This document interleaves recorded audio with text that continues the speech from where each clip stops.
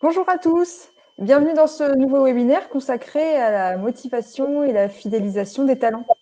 Nous tenons à remercier Monsieur Franck Michon et plus particulièrement le CIC, qui est membre associé de Lyon Biopôle, d'avoir accepté d'animer cet événement. Je laisse tout de suite la parole à Monsieur Michon et je vous souhaite un très bon webinaire. Bonjour à toutes et à tous. On est ensemble pendant une petite heure pour aborder ce sujet de fidélisation-motivation. Vos questions s'afficheront à l'écran, donc n'hésitez pas bien sûr à me les poser. Et puis, je vais parler pendant 30-35 minutes sur un environnement global de fidélisation. Je vais me focaliser principalement sur un de mes sujets de prédilection, qui est un énorme couteau suisse qu'on va aborder ensemble. Et puis, effectivement, vous aurez le temps de me poser toutes vos questions, même si j'élirai en même temps pendant que je parlerai, bien évidemment. Le sujet du jour, la fidélisation, la motivation. Alors, moi, je suis responsable d'une équipe qui gère que des produits de rémunération à la Lyonnaise de Banque. On a plus des profils actuariat, droit du travail, et on accompagne nos entreprises qui vont actuellement de 1 salarié à 20 000 sur ce périmètre-là. Ça veut dire qu'on est capable de faire le grand écart. Et ça veut dire que je rencontre une boîte du CAC 40 ou une toute petite PME avec 3 personnes, la problématique est la même. La question est toujours la même. Comment je peux conserver, fidéliser mes collaborateurs? J'insiste bien, hein, ce n'est pas une problématique de grande entreprise, c'est une problématique de tout type d'entreprise. Je veux chouchouter un top 3, top 4 avec des talents, et qu'est-ce que je peux mettre en place?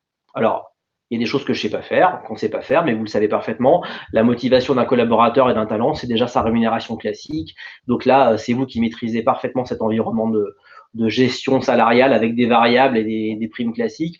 On a des primes récurrentes, on a des primes, des augmentations de salaire qui sont collectives et individuelles. On ne touche pas à ça. Si on s'était rencontrés il y a 1 an, je vous aurais dit que l'environnement de travail d'un collaborateur, il est très important. D'avoir des jolis bureaux en open space avec des outils digitaux qui fonctionnent bien, c'est un peu la tendance. Bon, la tendance cette année, c'est un peu de travailler chez soi. Donc, je rajouterai dans ce périmètre d'environnement de travail la petite subtilité du moment, c'est que nous, on l'a en tant que collaborateur CIC, de recevoir un petit kit télétravail pour travailler correctement chez soi dans de bonnes conditions, ça devient quelque chose qui est quasiment indispensable. En tout cas, travailler dans de bonnes conditions, ça fait partie de ce genre de système. Mais si on demandait à des gens qui ont démissionné pourquoi ils l'ont fait, si on fait un sondage, ce sera jamais en premier uniquement et basiquement la rémunération. C'est un tout. C'est que je ne sais pas dans quelle direction on va, je n'arrive pas à savoir vraiment ce que ma direction veut vraiment. On s'occupe pas de moi naturellement et on pourrait faire mieux sur certains systèmes. Alors moi, mon métier, c'est de gérer, d'arriver après la paye et de travailler des outils de rémunération qui sont divers et variés. Je vais commencer par des choses très classiques, très basiques, des avantages en nature. Après, je vous ferai un petit volet protection sociale et on finira par mon couteau suisse qui a 5-6 tiroirs, qui fait que on peut contenter n'importe qui au fil du temps avec différents niveaux. Alors les avantages en nature, ça peut paraître aussi très très primaire, mais d'avoir des tickets restaurants dématérialisés, d'avoir pour certains métiers des voitures de service, des voitures de fonction, un téléphone de l'entreprise et du bon matériel, et bien ça fait partie des choses qui sont quasiment indispensables. Alors il y a parfois un coût, mais on est sur des produits qui sont de toute façon indispensables pour la vie au quotidien. Donc oui, que matériellement parlant, la personne travaille dans de très bonnes conditions est tout de même un prérequis. Je suis commercial, j'ai besoin d'une voiture qui fonctionne bien, où je ne suis pas en danger. J'ai un bon smartphone, un PC portable et des outils qui fonctionnent bien. Et puis quand j'ai des notes de frais, si j'ai une carte de crédit spécifique qui fait que j'avance pas l'argent et qu'en plus quand je me nourris, ça fait partie d'un package aussi où mon dirigeant m'a accompagné, ben oui, c'est mon quotidien. C'est du peut-être à des pâquerettes en termes de rémunération et avantages sociaux. Mais n'oubliez pas ce volet-là en tout cas. Ce volet-là, dans le côté matériel d'un collaborateur, je trouve que c'est quelque chose qui est extrêmement intéressant. Le deuxième niveau, qui est parfois réglementaire et conventionnel, ça va être quoi? Ça va être la protection sociale. Alors, ce qu'on appelle protection sociale, on est sur des régimes qui s'appellent prévoyance plus frais médicaux. Alors, prévoyance plus frais médicaux, il y a des conventions collectives qui l'obligent, il y a des conventions collectives où il n'y a pas de vernis de base. Je vous rappelle ce que c'est que la prévoyance. La prévoyance, c'est de la prévoyance lourde, c'est un vernis assurantiel que l'on met en place pour des collèges de population dans une entreprise. Principalement, on est sur des cadres et des non-cadres. Et très souvent, il y a des obligations pour les cadres, mais il y a très peu d'obligations pour les non-cadres. La prévoyance lourde, c'est du décès, de l'incapacité, de l'invalidité. C'est des rentes de conjoint, c'est des rentes éducation, lorsque les personnes ont dans leur quotidien un pépin à un moment donné. Donc là-dessus, la réglementation dit que pour des cadres, on a l'obligation de mettre un vernis de base. Sans rentrer dans la technicité, c'est un taux à 1,50 sur la tranchade de ces cadres avec un vernis à l'intérieur, au moins avec du décès. Mais n'empêche que pour les non-cadres, dans une population assez conséquente, bah, à part certaines conventions collectives qui l'obligent, on n'a rien de spécial. Donc souvent, ça a été un vernis qui a été délaissé. Et c'est pas parce qu'il faut rester sur un taux à 1,50 tranchats au minimum que vous pouvez rester comme ça. Je suis sollicité parfois pour des entreprises qui veulent vraiment augmenter un niveau de couverture parce qu'on veut garantir en cas de gros pépins que les gens sont bien accompagnés. Pour tout type de population, pour des cadres et non-cadres, des cadres dirigeants bien évidemment. Donc ce sujet-là, il peut être vraiment intéressant en augmentation de certaines garanties. Je sais qu'on est sur un aléa qui n'arrive pas souvent, mais n'empêche qu'en cas de maladie, d'incapacité, de décès, et par rapport à ses ayants droit, à sa famille, ça a un côté très rassurant. N'hésitez pas, lorsque vous mettez ce genre de choses en place, à bien communiquer. Souvent, c'était des notices classiques de l'assureur. Ça mérite d'être assez précis là-dessus parce que c'est un vrai cadeau que vous faites. Et quand on fait un vrai cadeau, il faut quand même bien communiquer. On a eu l'habitude dans des entreprises depuis 15, 20, 30 ans de mettre des choses qui étaient basiques et obligatoires et de pas si bien le vendre. Bah, soyez des bons commerciaux par rapport à vos collaborateurs. N'hésitez pas à le dire correctement et à le vendre.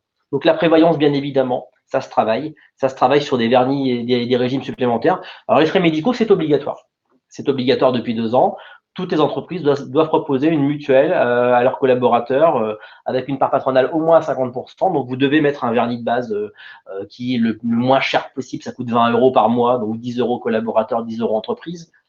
N'empêche que c'est aussi un sujet où le salarié français, il est très vigilant sur ses remboursements médicaux, sur sa couverture. Vous pourrez faire n'importe quoi sur ce genre de régime, mais s'il se rend compte que parfois il a dépensé, il a un reste à charge de 80 € sur une paire de lunettes, eh ben, il va dire ma mutuelle, elle est nulle. Voilà. C'est aussi simple que ça. C'est symbolique, mais effectivement, sur l'optique, le dentaire et sur des frais classiques, n'hésitez pas à bien travailler ce genre de choses. J'allais même dire, n'hésitez pas à benchmarker quand vous avez le temps, tous les 2-3 ans, ce genre de régime, parce que on peut des fois trouver mieux avec des choses plus modernes, avec des outils digitaux qui font que dès que je prends la photographie de mon ostéopathe, et ça part directement sur le petit supplément de mutuelle que j'ai choisi, et je l'envoie dans la seconde et c'est remboursé 2 jours après. La tendance est quand même au digital sur tous ces régimes-là, donc voilà. J'insiste bien. On est sur de la protection sociale un petit peu à l'ancienne, hein, ça existe depuis 80 ans en France, mais d'avoir des régimes de prévoyance un peu plus haut de gamme que la normale, avec une mutuelle bien ciblée parfois, où j'écoute un peu mes collaborateurs. Quand vous embauchez quelqu'un, que vous voulez le conserver, ça fait partie des choses qui seront, je pense, pour moi, quasiment indispensables. J'enchaîne sur mon couteau suisse. Alors, mon couteau suisse, c'est l'épargne salariale. Et vous allez voir que j'ai quasiment 7-8 niveaux lorsque je travaille l'épargne salariale pour aborder mes entreprises, mes collaborateurs, des groupes, des petites sociétés, des holdings. On va être capable de chouchouter des gens qui sont un peu à part. On va être capable de mettre en place certains systèmes, même pour des gens à l'international. Donc, je fais le grand écart avec ce couteau suisse-là. Donc, l'épargne salariale existe depuis 1958. C'est le général de Gaulle qui l'a inventé. On est le seul pays au monde à pouvoir générer, créer de la rémunération sans passer par une fiche de paye. En tout cas, on passera par le bas de la fiche de paye. C'est vraiment l'exception culturelle dans le monde entier. C'est ce qui fait que le code du travail en France est payé comme ça, alors que ailleurs c'est très fin, que les fiches de paye sont importantes et que la réglementation elle est compliquée. On est un pays compliqué, mais par contre avec des fenêtres sociales fiscales assez incroyables. Donc il faut s'accrocher au pinceau, suivre les lois de finances, les nouvelles lois qui sortent tous les ans à peu près. Vous qui gérez des salariés en ressources humaines, vous savez que de toute façon, tous les 2-3 mois, on a un périmètre qui change dans notre façon de travailler. Donc l'épargne salariale, le niveau 1, c'est quoi? Le niveau 1, dans un plan d'épargne entreprise, je commence par la version simple, PE, plan d'épargne entreprise, tout est bloqué pendant 5 ans, avec 10 cas de déblocage anticipé. Le niveau 1, le plus basique, qui se met en place dès que j'ai des salariés, au moins un salarié en un claquement de doigts, c'est mon collaborateur fait des versements libres et moi j'en rajoute un petit peu. Ça s'appelle de l'abondement. C'est un grand classique dans pas mal d'entreprises, mais je me suis rendu compte en faisant des présentations auprès de startups et de petites entreprises que parfois, il n'y a que 20% de ces sociétés-là qui sont équipées. Donc, je fais moi des versements libres en tant que collaborateur, je les verse dans mon PE et mon entreprise, elle abonde. L'abondement, c'est un vrai terme français qui veut dire que si tu en mets, j'en rajoute. C'est mathématique. Ça permet de créer une effervescence sur des enveloppes que vous maîtrisez parfaitement. Si vous avez moins de 50 salariés, on est vraiment en général sur des versions unilatérales et le budget cadeau, il se pilote à merveille. On peut donner 3 fois plus que le collaborateur a versé. Donc ça veut dire que s'il verse 1000 euros, je peux en donner 3000. C'est vraiment l'occasion, dans un niveau 1, parfois, de travailler un 13e mois qui n'existait pas, mais un 13e mois où effectivement chaque personne va bénéficier du même cadeau dans l'entreprise, mais ça permettra d'avoir un budget qui va être très simple à gérer.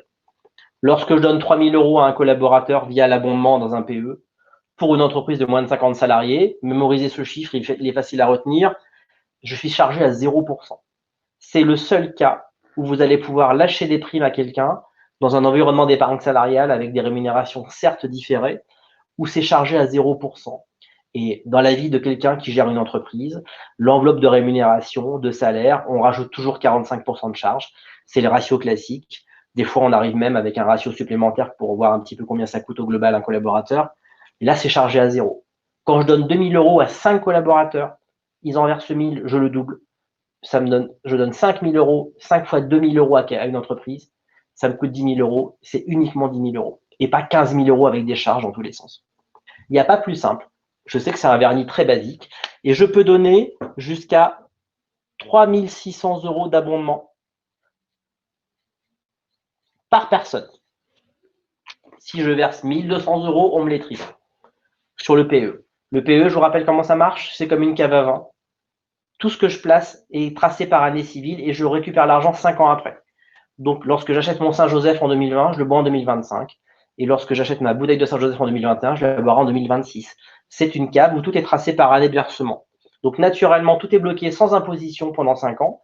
Et j'ai 10 cas de déblocage anticipé, dont les sympathiques, c'est le mariage, le troisième enfant, la résidence principale, par exemple, qui font que je peux récupérer tout du jour au lendemain. Mais en tant que collaborateur, on me donne de l'argent qui est placé et je ne paye pas d'impôts. Et je ne paye quasiment pas de charges, entre guillemets, parce que je n'ai que des prélèvements sociaux à l'entrée. Sur des petites entreprises, ça se pilote parfaitement. La règle d'abondement, elle est par année civile. Au 1er janvier, je la top et je dis, tiens, cette année, j'ai ce budget-là. Je peux donner 1300 euros à chaque personne s'ils en mettent un petit peu. Et c'est parti. Par contre, il faut qu'ils en mettent un petit peu. Dans mon niveau 1 d'épargne salariale, il faut qu'ils en mettent un petit peu. Notez-le bien, on est vraiment sur quelque chose qui parfois peut contenter un maximum de collaborateurs et d'entreprises. Les grands groupes cotés, ils ont de l'abondement sur des choses compliquées avec des enveloppes incroyables, mais n'empêche que sur une petite entreprise, si aussi dans votre groupe, vous avez mis votre top 4, top 5 à part, rien n'empêche que pour ces personnes qui sont dans une holding animatrice avec des rôles et des missions très spécifiques, transversales, de mettre en place un PE avec une règle d'abondement sur des versements libres. Si j'ai des collaborateurs de plus d'un an, ce PE avec la règle d'abondement, je la mets en place dans la journée. Je dépose les accords à la direction du travail, ça c'est sur Internet, et c'est opérationnel tout de suite. C'est vraiment, comme je le dis, un claquement de doigts. Le niveau 1, je le pratique énormément pour tout type de taille d'entreprise. Donc voilà, le niveau 1, c'est versement libre plus abondement. Mon niveau 2.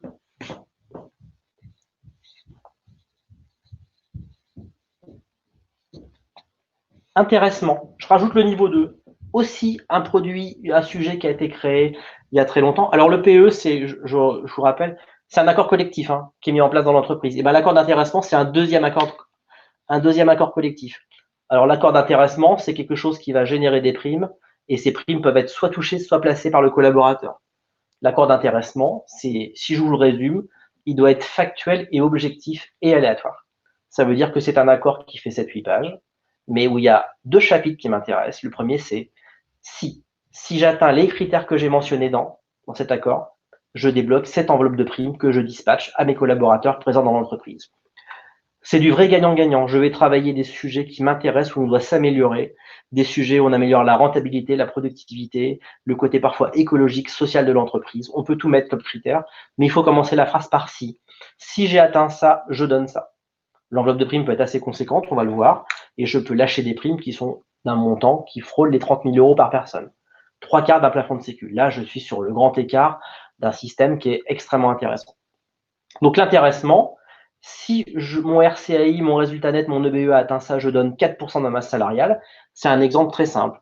J'ai des hôtels où on va travailler le taux de remplissage et puis surtout les indicateurs satisfaction. En métallurgie, on peut travailler les arrêts de travail, l'absentéisme et puis les pièces de rebut, ce genre de choses en termes d'ISO qualité.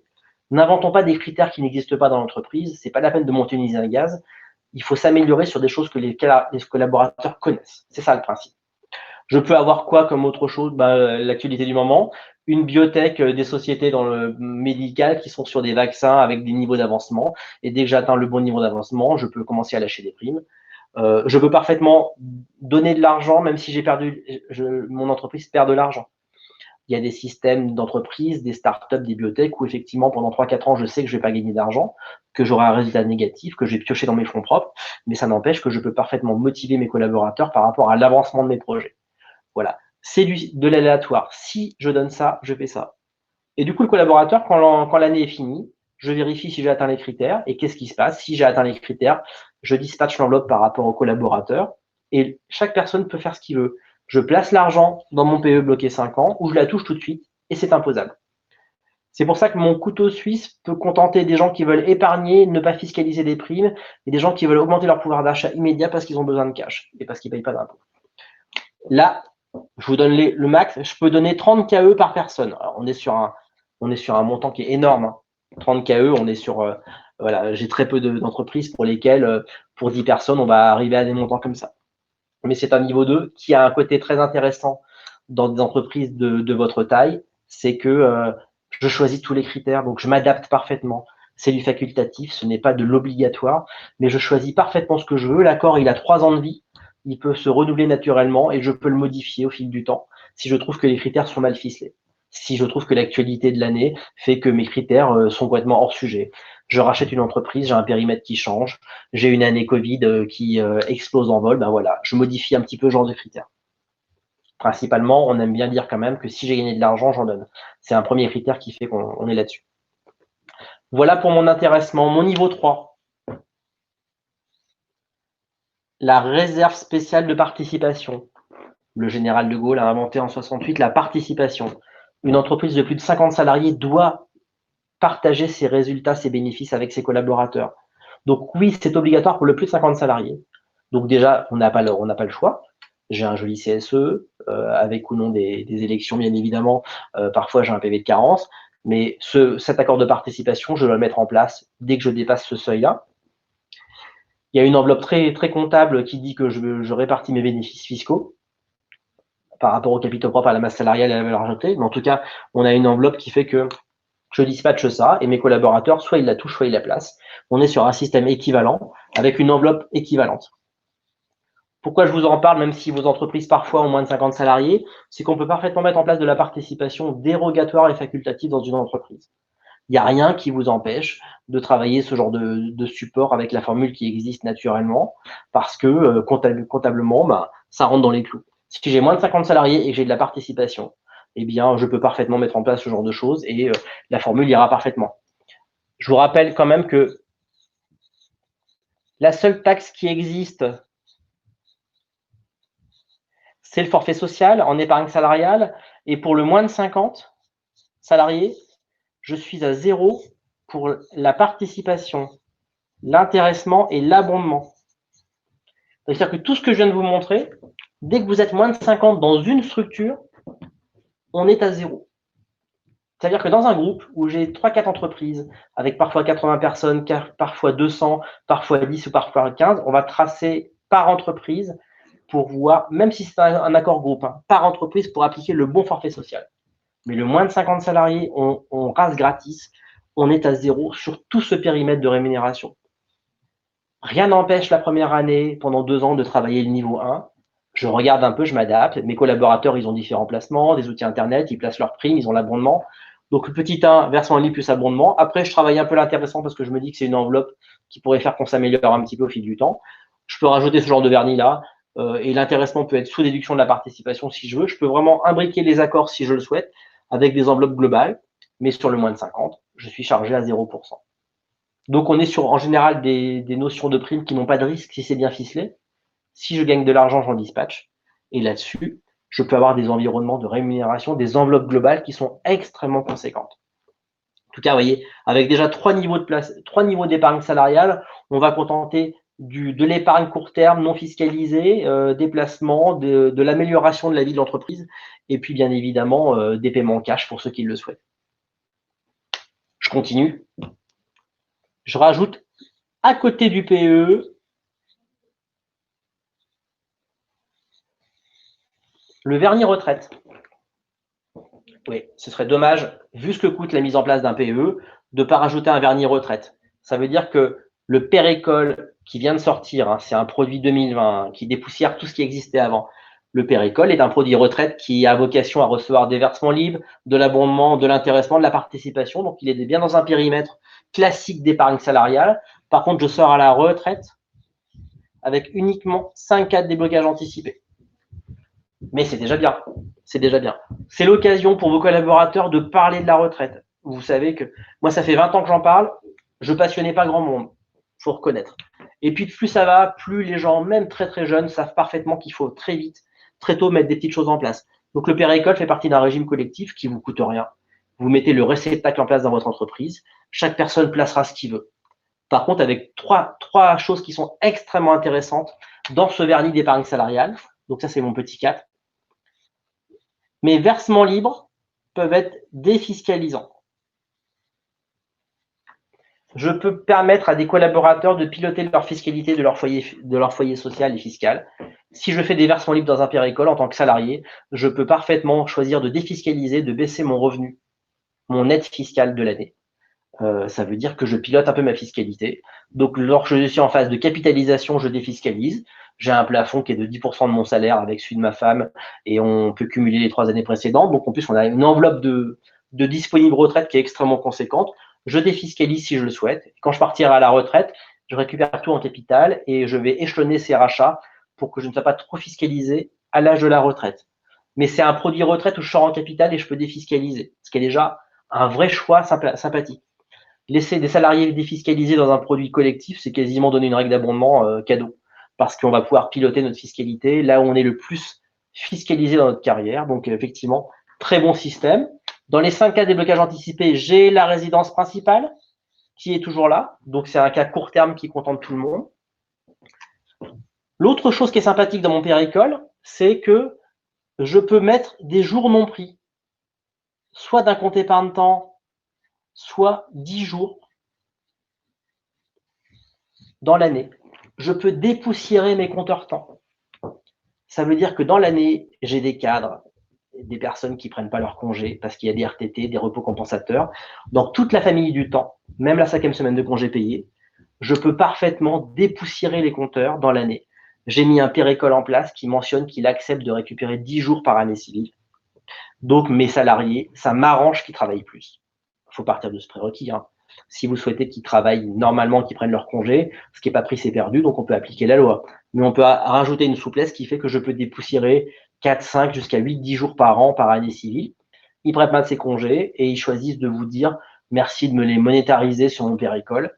Donc, on fait une passerelle qui passe par une fiche de paye. On remanie un petit peu, on paramètre les charges salariales et patronales.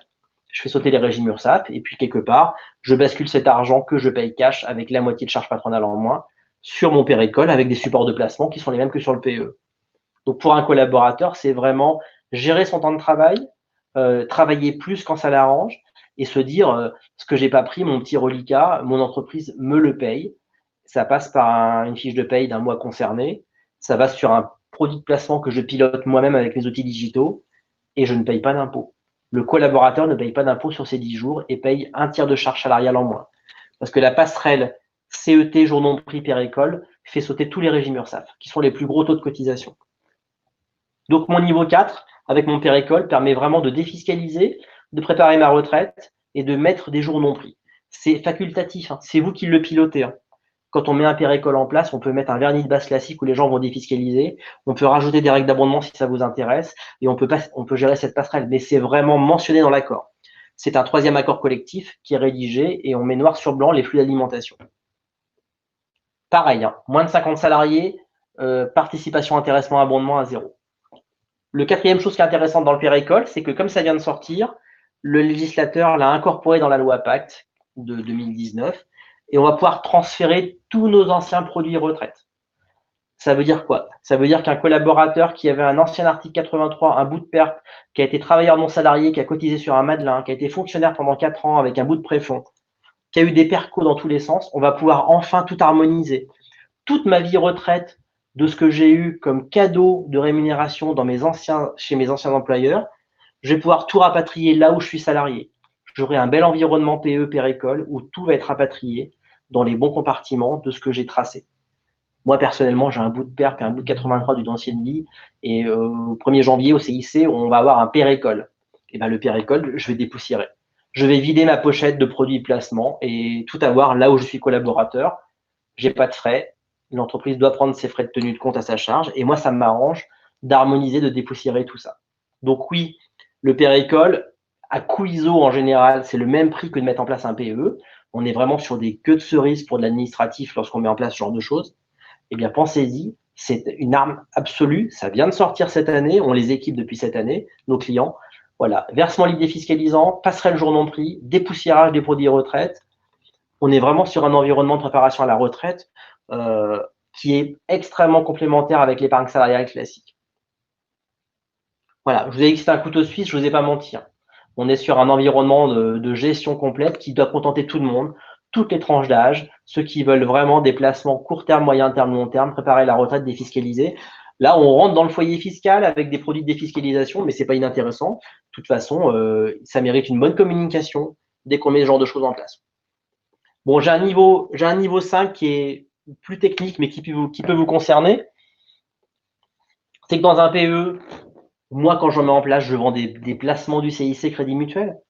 Donc, on met 4-5 supports, du monétaire, de l'obligataire, des fonds équilibrés, des fonds diversifiés. Sachez que l'épargne salariale peut servir à autre chose. On va pouvoir avoir un autre niveau de rémunération.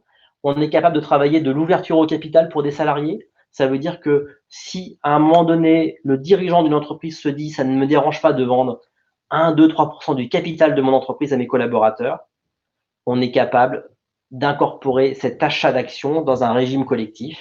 Ça veut dire qu'on on peut mettre ces titres de l'entreprise à l'intérieur d'un PE ou même créer un placement dans lequel il y aurait 100% d'actions de votre entreprise. On n'a pas la nécessité d'être un groupe coté pour travailler l'actionnariat salarié. L'actionnariat salarié, on peut le travailler à n'importe quel niveau, n'importe quelle taille d'entreprise. On est principalement sur des PME, des ETI, bien évidemment. Mais moi, j'ai autant de projets en coté qu'en non coté sur de l'ouverture de capital. Donc, il y a toujours un fait déclencheur. C'est quoi? C'est un fonds d'investissement, un actionnariat qui bouge, une restructuration de l'entreprise avec un capital qui est modifié. Et on ose poser la question à un dirigeant, alors qu'avant on ne le faisait pas. Est-ce que lors de cette modification structurelle de l'entreprise, vous voulez vendre, donner ou panacher une partie de votre capital pour vos collaborateurs? Est-ce que c'est pour tout le monde? Est-ce que c'est pour un top 10, des talents, un COMEX, un CODIR? Voilà, la question, il faut la poser en tout cas. Parfois, la réponse, ce sera il n'y a pas de souci, je ne veux pas faire, je reste sur mon existant.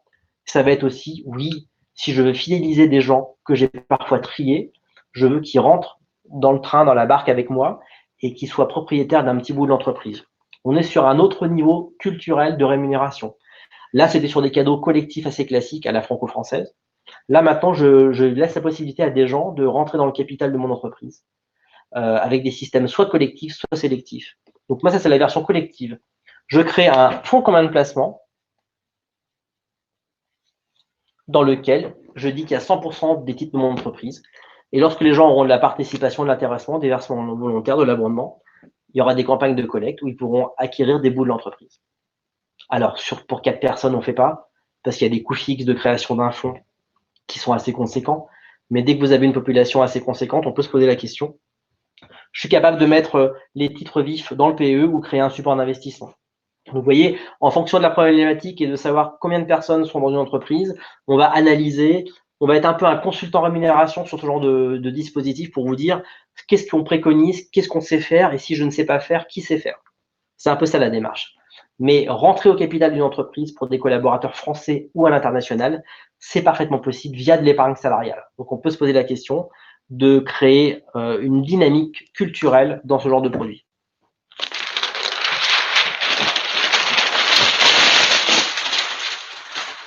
Alors, je finirai par un dernier sujet parce que je parle d'actionnariat salarié collectif, mais on va parler d'actionnariat salarié sélectif.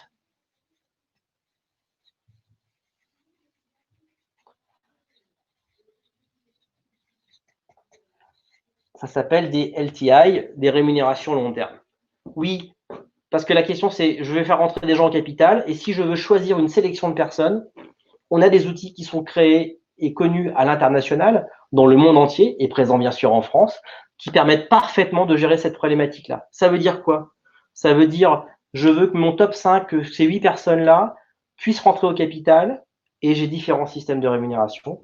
On a toute une famille de produits qui sont assez proches, qui permettent de rentrer dans ce genre de dispositif. Le but, c'est quoi? C'est qu'ils soient là, qu'ils rentrent avec moi dans le bateau, et puis qu'ils restent un petit peu longtemps. Je vais les fidéliser sur du long terme, en tout cas au moins du moyen terme. Ça veut dire qu'on peut parfaitement dire à quelqu'un, tu achètes des actions tout de suite de mon entreprise, et puis dans 3 ans, je t'en donne, si les critères sont atteints, les critères que je vais définir pour toi. Donc on est sur des régimes qui vont ressembler un peu à un accord d'intéressement, mais pour un top management qu'on a vraiment sélectionné. Les gestionnaires patrimoine appellent ça du management package. Moi, j'appelle ça des rémunérations parfois sélectives. Alors, vous les connaissez, hein, vous connaissez les noms classiques. Ça va être un plan d'action gratuite. Ça va être des stock options. On aura ce qu'on appelle des co-investissements. Je vais vous dire un petit peu ce que c'est. Et puis après, on a la famille des bons de souscription, des BSA, des BSPCE. Bon, en tout cas, on a pas mal de solutions différentes par rapport à la problématique de l'entreprise. Un plan d'action gratuite, c'est juste dire à cette personne, si vous êtes là dans 3 ans et que les critères sont atteints, je vous donne 1000 titres, 5 actions, 30, 40. Voilà. C'est aussi simple que ça. Ça veut dire que je vais tout faire pour que la personne soit là encore pendant 3 ans, que les critères soient atteints et qu'en plus, quand je vais lui donner les actions, elle devra peut-être les détenir, les garder pendant 1 ou 2 ans. On est sur un plan moyen terme qui fonctionne très très bien sur une population qu'on a ciblée. Parce que ce que l'on veut en tant que dirigeant, c'est que ces personnes-là, ces talents, restent ici en étant motivés et performants et voient parfaitement dans l'environnement de rémunération ce qu'ils vont pouvoir toucher dans 2, 3, 4 ans. Il faut leur raconter une belle histoire. Il faut leur dire que tiens, c'est ce qui va se passer, c'est ce que je vais percevoir dans ce système-là. Stock option, c'est un très bon produit qui a été malheureusement dévalorisé par rapport à des grosses entreprises françaises où des gens sont partis avec des montants incroyables alors qu'ils avaient plombé leur groupe. Mais stock option, ça veut juste dire à quelqu'un, si tu es là dans 4 ans, tu pourras acheter 1000 actions de l'entreprise au prix que je fixe maintenant. Donc ça veut dire que tu vas être payé, rémunéré sur l'évolution du titre de tout de suite.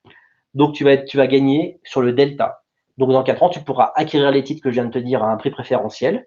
Si tout s'est bien passé, tu as acheté beaucoup moins cher que la valeur du moment. Tu pourras les garder ou les revendre le jour même. C'est aussi vraiment choisir une rémunération qui est liée à la valeur de l'entreprise, à son évolution. Quelque part, c'est un produit fabuleux qui correspond quasiment à tout le monde. Co-investissement, c'est un mix de tout ça. Co-investissement, j'achète des actions, moi, collaborateur, et dans 3 ans, on m'en donnera si j'ai atteint des critères. Donc, j'en achète maintenant, on cumule des achats d'actions avec en plus des dons si jamais j'ai atteint les bons critères. Donc, c'est un mélange d'achat plus d'actions gratuites. Et après, les bons de souscription, les BSPCE, genre de choses, c'est pour des entreprises qui ont en général moins de 15 ans avec des tailles spécifiques, mais c'est un peu la nature hein, d'options d'achat qu'on va pouvoir avoir avec des prix préférentiels.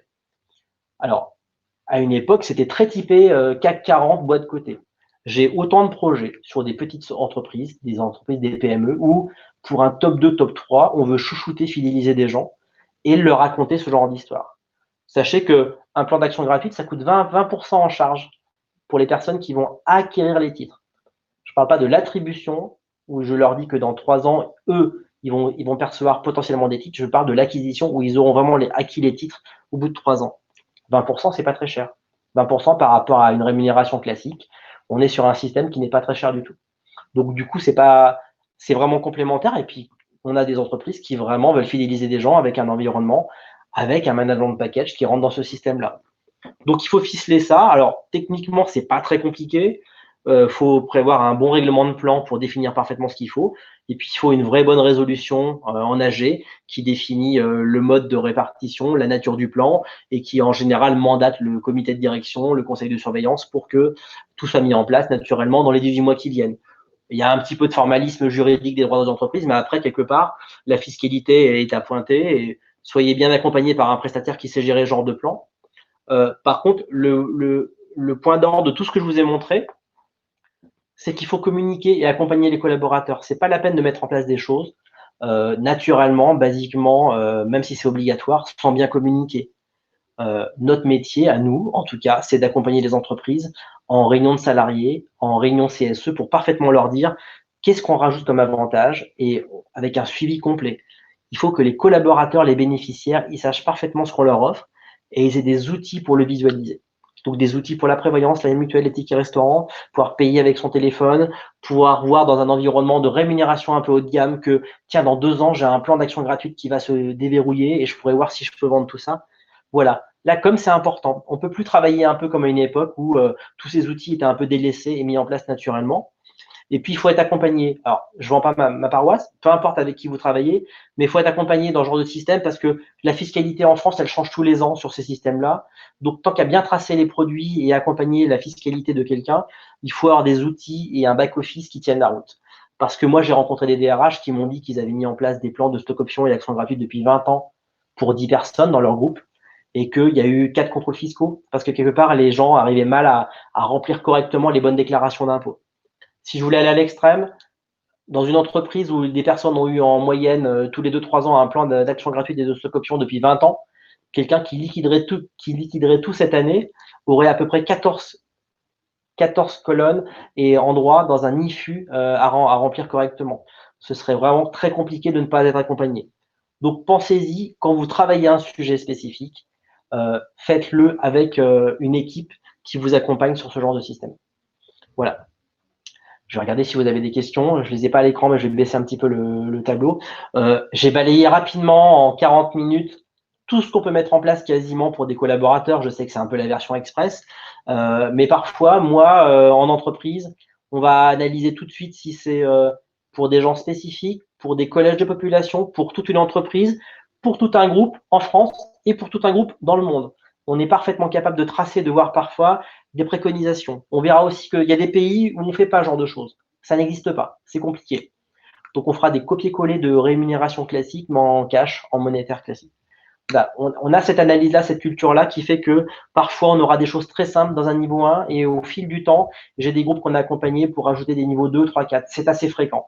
Ce qu'il faut, c'est parfois tout de suite s'y mettre sur des systèmes qui vous correspondent et où vous avez les moyens de le faire. Mais j'insiste aussi, c'est qu'on n'est pas que sur des grosses entreprises cotées. Chez Lyon Biopol, il y a des énormes groupes qui ont tous ces systèmes-là. Donc, en général, ils ne sont pas présents lors de ces réunions-là parce qu'on les a en plus comme clients sur certains sujets. Mais ce n'est pas parce que j'ai 20, 30 collaborateurs que je ne travaille pas des rémunérations de ce type-là.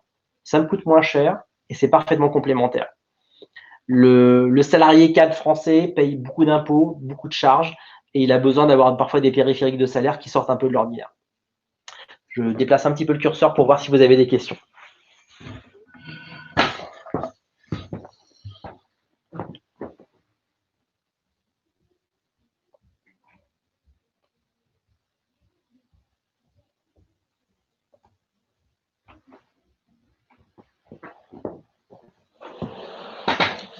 Parfait. C'est très bien. Pour le moment, il n'y a pas de questions. N'hésitez pas en tout cas. On a encore 10-15 minutes à rester ensemble. Si vous avez quoi que ce soit comme question, je peux y répondre. On ne s'entend pas, on ne se voit pas. Vous m'entendez, mais vous voyez, mais moi, je ne vous vois pas, je ne vous entends pas. Voilà. S'il y a des choses qui vous ont intéressé ou des sujets qui sortent un peu de l'ordinaire, n'hésitez pas à taper quoi que ce soit. J'y répondrai dans la seconde. Je suis là pour vous accompagner. En tout cas, l'actualité de cette année, c'est effectivement le volet retraite. Le volet retraite, j'insiste bien sur le pérécole. On passe notre temps depuis quelques mois à équiper nos entreprises, à dépoussiérer les anciens régimes pour mettre en place des pérécoles parce que défiscaliser sur un produit retraite et nettoyer sa vie retraite d'anciens produits, on est sur un argument qui est extrêmement intéressant. Donc voilà. La tendance 2021, ça va être vraiment le volet retraite qu'on va rajouter. C'est pas systématique, mais en tout cas, quand on voit que le coût d'un PE et un PE Percol coûtent le même prix, on voit que le vernis retraite va devenir un sujet d'actualité où en plus, j'ai toujours ma résidence principale qui fait que je pars assez tôt. Parfait. Pas de questions. Je vois qu'a priori, c'est plutôt clair. On va attendre encore quelques minutes quand même pour vérifier un petit peu.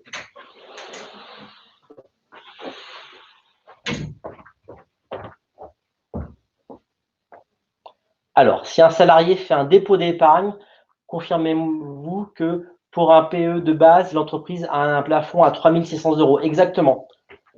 Le vernis de base de ce que je vous ai montré dans le niveau 1 de l'épargne salariale, c'est dans la partie la plus attractive possible pour le collaborateur, c'est que si je verse 1 200 €, ils sont triplés. Voilà. Donc, je peux, moi, entreprise, offrir ce montant-là systématiquement. Je peux tripler le montant. Voilà. Donc, ça va me coûter 0% en termes de frais et la personne doit faire un chèque. Alors, un versement, prélèvement sur compte, carte de crédit. Juste verser 1 200 €, c'est juste verser 100 € par mois. Donc, en plus, on peut mettre des systèmes indolores qui fait qu'il est prélevé sur son compte de 100 € par mois. Les montants sont triplés tous les mois. Il l'achète tous les mois, financièrement parlant. C'est un système qui est extrêmement intéressant. Donc, oui, on est parfaitement capable de mettre en place ce vernis de base et c'est 3 600 € offerts par an. Que la personne va pouvoir collecter. Donc, vous voyez, ça fait un énorme 13e mois net de chez net qui est investi systématiquement pour chaque collaborateur. Voilà. Quand je parle collectif pour une entreprise, si je parle d'épargne salariale, c'est tous les salariés d'une entreprise qui ont un contrat de travail, peu importe que ce soit un CDD, CDI, avec 3 mois d'ancienneté. Le seul défaut de l'épargne salariale, de mon couteau suisse, c'est que ça concerne tout le monde. On n'a pas le droit d'enlever des gens dans une entreprise. Donc oui, toutes les personnes qui sont salariées de l'entreprise avec 3 mois d'ancienneté vont bénéficier de quasiment tous les systèmes de rémunération. La seule chose qui va être un peu sélective, c'est des régimes de retraite sup, de la prévoyance et de la santé, où là, on va travailler par collège de population. Je vais tracer les cadres, les non-cadres, je vais gratter un petit peu les conventions collectives pour parfois faire un peu des différenciations. Par contre, ce système-là de rémunération un peu plus haut de gamme, c'est vraiment du LTI, c'est-à-dire que je choisis qui, peu importe où ils sont. Je n'ai pas besoin de regrouper mes dirigeants dans une entreprise pour qu'ils aient des actions gratuites. Si le salarié alors, dans un système d'abondement, lorsque je verse 1 200 €, ils sont triplés, mais nous, on rentre dans notre outil de gestion d'épargne salariale que chaque personne a le droit à 3 600 € et pas plus. Si la personne verse plus, elle a le droit, elle peut verser un quart de sa rémunération. Donc, on a parfaitement le droit de verser, si on veut, 8-10 000 € sur un PE, mais n'empêche que ce sera plafonné avec un cadeau par personne de 3 600 €. Le budget cadeau, il est alloué pour chaque collaborateur dans l'entreprise. C'est mathématique. C'est pour ça aussi que vous allez parfaitement piloter le budget max que vous allez allouer à ce genre de rémunération. Vous êtes 14, vous voulez donner 1 500 € à chaque personne, un SMIC net à chaque personne, 14 fois 1 500 €, ça vous coûtera au maximum ce montant-là. Et si dans les 14, il n'y en a que 8 qui y vont, et bien tant pis. Mais en tout cas, ils auront bénéficié de ce montant-là. Et c'est pas parce que les autres l'ont pas utilisé que je vais le redonner au premier. On a une formule mathématique pour chaque personne. C'est aussi basique que ça. Donc oui, je peux verser plus, mais je paramètre l'outil pour que de toute façon, je ne donne pas plus parce que fiscalement parlant, le PE est conçu pour 3 600 €. Une chose que je ne vous ai pas dit, c'est que dans le pérécole, on peut mettre 7 200 €. On peut doubler le montant. Donc potentiellement, dans une entreprise, je peux parfaitement donner 3 600 € d'abondement sur un PE et 7 200 pour un pérécole. Je frôle les 10 000 € par personne en abondement. On peut parfaitement lâcher 10 000 € par collaborateur en abondement sur une structure qui a les moyens et qui peut parfaitement les payer et c'est chargé à 0% pour le moins de 5 ans. C'est déjà énorme comme rémunération. Hein. Je vous parlais de grosses primes d'intéressement qui sont à 30 000 € par personne, mais n'empêche que mon niveau 1 d'abondement sur le PE et le PERCOL génère déjà au maximum 10 000 € par personne. On arrive à contenter beaucoup de possibilités.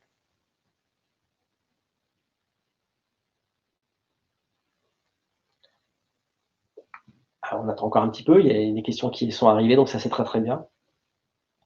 Souvent, lorsque je fais cette présentation-là, le premier réflexe lorsqu'on me contacte, c'est dans le fond, l'épargne salariale m'intéresse parce que pour mes 15-20 salariés, on n'a rien. Donc oui, on s'est rendu compte qu'en statistique, c'est souvent le premier réflexe, c'est de se dire tiens, je vais commencer, je vais mettre les pieds à l'étrier de ce genre de rémunération, versement libre plus abondement. Et après, on verra si au fil du temps, je rajoute des choses complémentaires comme de l'intéressement par exemple. Mais le PE pérécole avec une règle d'abondement aux petits oignons qui est calculée par rapport au budget cadeau, ça fonctionne comme ça.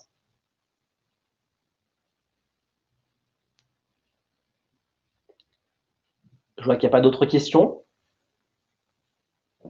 En tout cas, j'espère que j'étais assez clair, que ça vous a pas convaincu, mais en tout cas intéressé de voir qu'en 3 quarts d'heure, on pouvait balayer beaucoup de sujets différents, des choses basiques et très complexes, des choses qui font qu'on peut rentrer dans le capital de l'entreprise, comme des choses qui font qu'on est sur des rémunérations très simples et des cadeaux très basiques.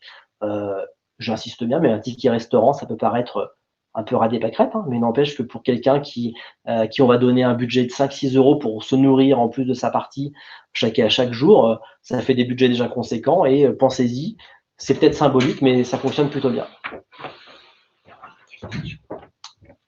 Alors, je regarde, il y a peut-être des questions. Madame est en train d'écrire. J'ai une question qui doit être en train de se taper actuellement, donc on va vérifier.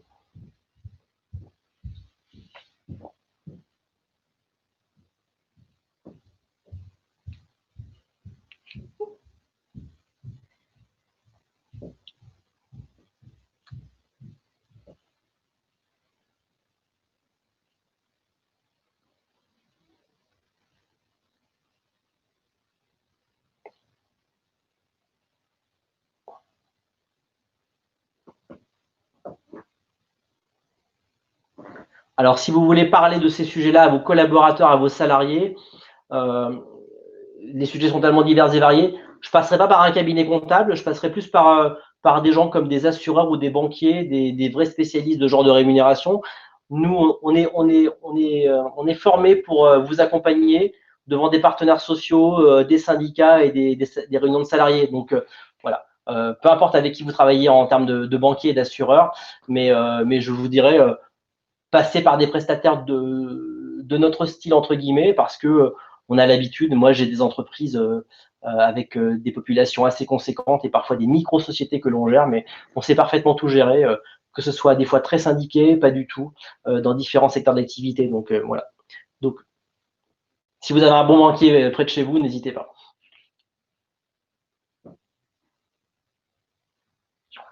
Parfait. S'il n'y a pas d'autres questions, ben, je vais vous laisser. Je vais peut-être redonner la main à la personne qui s'était présentée au début. Je me souviens plus à Justine, si elle veut clore cette présentation. Oui, merci beaucoup. C'était super clair. Donc, évidemment, nous allons pouvoir diffuser le lien de replay aux participants. Et puis, je n'hésiterai pas à donner vos coordonnées pour les personnes qui souhaiteraient entrer en contact avec vous. Je pense qu'ils étaient aussi vos coordonnées dans les liens, dans les mails qu'ils ont reçus, donc il n'y a pas de problème. Je remercie tout le monde pour leur participation et puis je vous souhaite à tous de très bonnes fêtes. Parfait. Merci en tout cas. Merci beaucoup. Au revoir. Au revoir.